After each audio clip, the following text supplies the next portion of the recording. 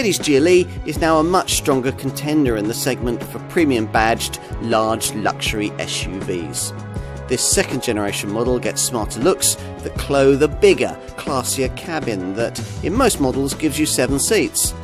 Buyers also get redesigned engines, a more sophisticated four-wheel drive system and greater levels of safety and media connectivity. It all means that key rivals like BMW's X5 and Audi's Q7 must now take this car very seriously indeed.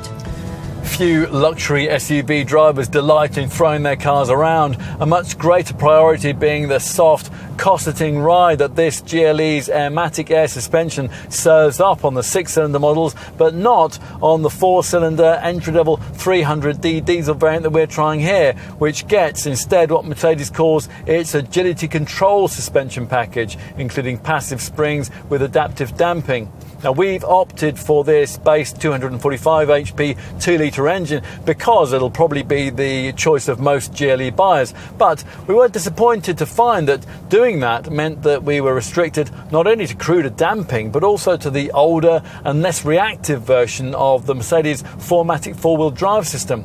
This uses a fixed gear between the axles, apportioning 50% of torque to either end of the car. More powerful GLE variants get a torque split on demand version of the 4MATIC setup. This uses a multi-plate clutch system which normally sends 100% of power to the rear wheels, but when necessary can send up to 40% to the fronts when required. You're going to need to know a bit more about engines. This 300D model's 4-cylinder diesel manages to be reasonably efficient. It delivers up to 46.3 mpg on the WLTP combined cycle and up to 162 grams per kilometre of NEDC rated CO2. If you want to do better, then you'll need to know that the same power plant is also used in a lower 194 HP state of tune in the alternative 350DE plug-in model, where it's mated to a 100 kilowatt electric motor and powered by a 31.2 kilowatt-hour lithium-ion battery. When fully charged, that can facilitate an impressive WLTP-rated all-electric driving range in that PHEV version of up to 61.5 miles. If you're looking at a 6-cylinder diesel GLE, there are two options: the 272 HP 350D and the 330 HP 400D. Petrol people, meanwhile, get to sample the Mercedes brand's EQ Boost mild hybrid technology in the GLE 450 and the Mercedes AMG GLE 53 6-cylinder derivatives, which respectively develop either 367 or 435 horsepower. All the GLE models are predictably most in their element on the highway. On a mainstream variant, there's certainly not quite the steering feedback or the body control that you'd need to rival, say, a Porsche Cayenne or a BMW X5 on the twisty stuff, but cruising refinement is exemplary. And on the 6-cylinder versions, being able to raise the airmatic suspension means that you'll be able to go further than most luxury SUVs off the beaten track too.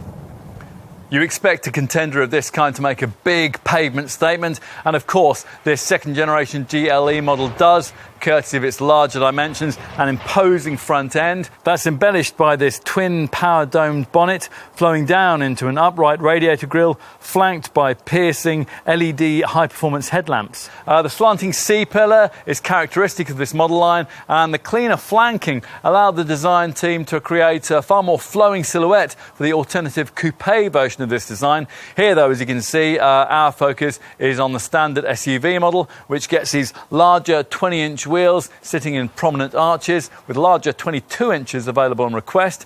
Under the skin there's an all-new 33% stiffer MHA modular high architecture platform, which now incorporates a much higher mix of aluminium.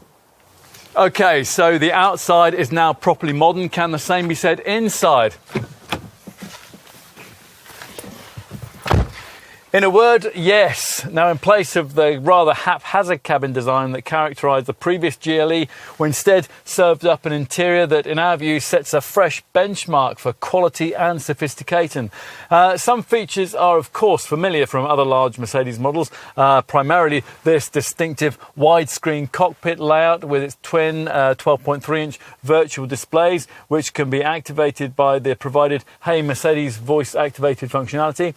And, of course, there is an exemplary standard of fit, finish and materials quality, with a very high-end blend of leather, open pore wood and aluminium accents. Other elements though are unique to this GLE, perhaps most notably this prominent raised console between the seats that incorporates these arched grab handles either side of the palm rest here, and the fact that the central vents, usually round in other Mercedes models, are squarical here.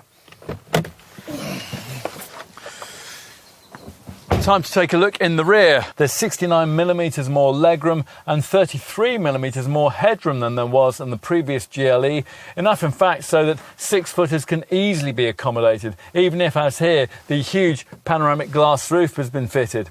Plus, this time around, you not only get a backrest which can be adjusted for rake, but a seat base that can slide over a range of 100mm for extra knee space. Now let's look at the third row, the provision of which will be a new concept for most regular buyers of this Mercedes model line. Once you're in these rearmost pews, it'll be abundantly clear that a 4,930mm vehicle length isn't sufficient for proper adult standards of legroom at the very back of a 7-seat SUV, or it isn't in this one anyway.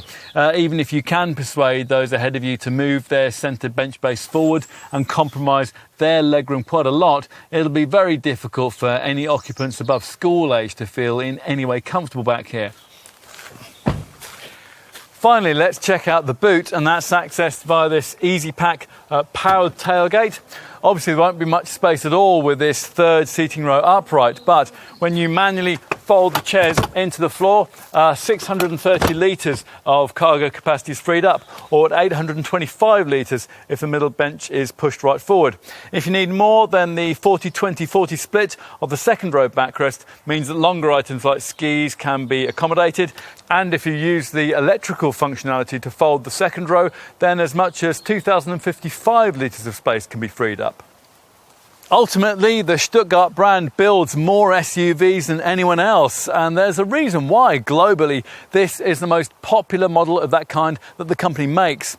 It's true that there are sportier, more dynamic models of this sort that you could buy, but we're struggling to think of many that offer a better all-round package. Capable, practical and luxurious, this is the best mainstream large SUV that we've yet seen from the three-pointed star by far. Mercedes is now at last fully credible in this segment.